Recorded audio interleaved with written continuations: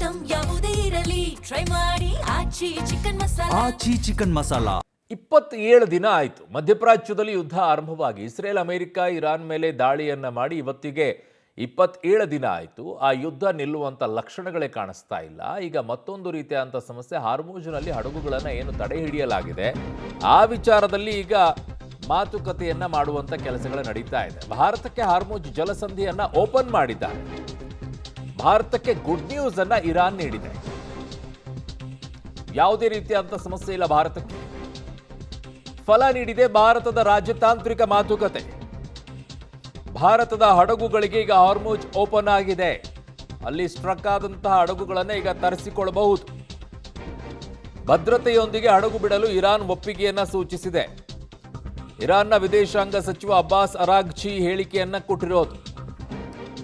ಕಾರಣ ಇರಾನ್ ಜೊತೆಗಿರುವಂಥ ನಮ್ಮ ವ್ಯಾಪಾರ ವಹಿವಾಟುಗಳು ಅತಿ ಹೆಚ್ಚಾಗಿ ಅವರಿಗೆ ಬೇಕಾಗಿರುವಂಥ ಬಾಸುಮತಿ ಅಕ್ಕಿಯನ್ನು ಭಾರತದಿಂದ ಅತಿ ಹೆಚ್ಚಾಗಿ ಹೋಗುತ್ತೆ.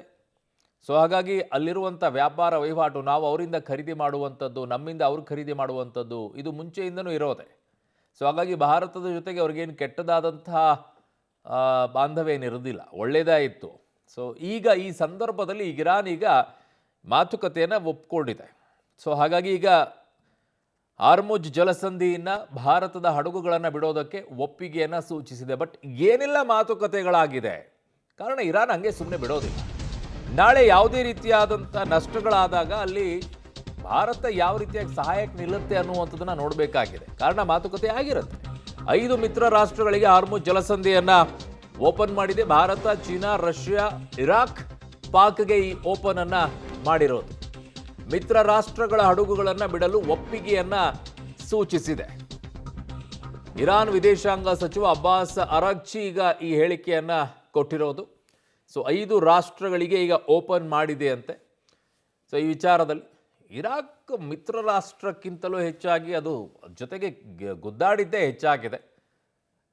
ಬಟ್ ಇನ್ನುಳಿದಂಥ ರಾಷ್ಟ್ರಗಳೆಲ್ಲ ಇದೆ. ಚೀನಾ, ರಷ್ಯಾ ಮೂಲವಾಗಿ ಗೆಳೆಯ ರಾಷ್ಟ್ರಗಳು. ಸೊ ಈಗ ಅದಕ್ಕೆ ಓಪನ್ ಮಾಡಲೇಬೇಕು. ಮುಂಚೆನೂ ಕೂಡ ಓಪನ್ ಮಾಡಿದ್ದಿದ್ದು.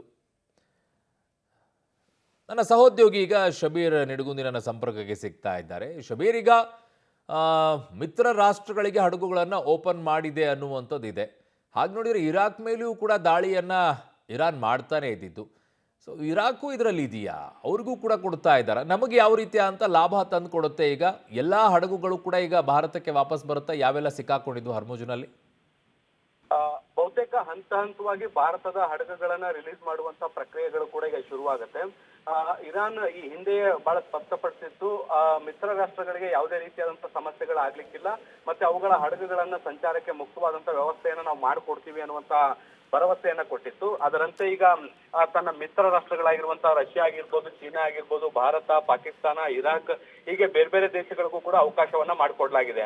ನೋಡಿ, ಇಲ್ಲಿ ಇರಾಕ್ನ ವಿಚಾರಕ್ಕೆ ಬಂದಂತ ಸಂದರ್ಭದಲ್ಲಿ ಇರಾಕ್ ನಲ್ಲಿರುವಂತಹ ಅಮೆರಿಕದ ನೆಲೆಗಳನ್ನ ಗುರಿಯಾಗಿಸ್ಕೊಂಡು ದಾಳಿಗಳು ನಡೀತಾ ಇರುವಂತದ್ದು, ದೊಡ್ಡ ಮಟ್ಟದ ವಿರೋಧಗಳು ಕೂಡ ಇಲ್ಲಿ ಪರಸ್ಪರವಾಗಿ ವ್ಯಕ್ತ ಆಗಿರ್ಲಿಲ್ಲ. ಹೀಗಾಗಿ ಆ ದೇಶದ ಹಡಗುಗಳಿಗೂ ಕೂಡ ಅವಕಾಶ ಇದೆ ಅನ್ನುವಂಥದ್ದು ಕೂಡ ಈಗ ಗೊತ್ತಾಗ್ತಾ ಇರುವಂತದ್ದು. ಸೊ ಇನ್ನು ಭಾರತದ 22-23 ಹಡಗುಗಳು ಈ ಒಂದು ಹಾರ್ಮುಜ್ ಜಲಸಂಧಿಯ ಭಾಗದಲ್ಲಿ ಸಿಲುಕೊಂಡಿದ್ವು. ಅವುಗಳು ಕೂಡ ಈಗ ಹಂತವಾಗಿ ಬರುವಂತಹ ಒಂದು ನಿರೀಕ್ಷೆಗಳು ಕೂಡ ಈಗ ಹೆಚ್ಚಾಗಿರುವಂತದ್ದು. ಅರುಣ್. ಓಕೆ ಶಬೀರ್, ನಿಮ್ಮೆಲ್ಲ ಮಾಹಿತಿಗೆ ಧನ್ಯವಾದಗಳು.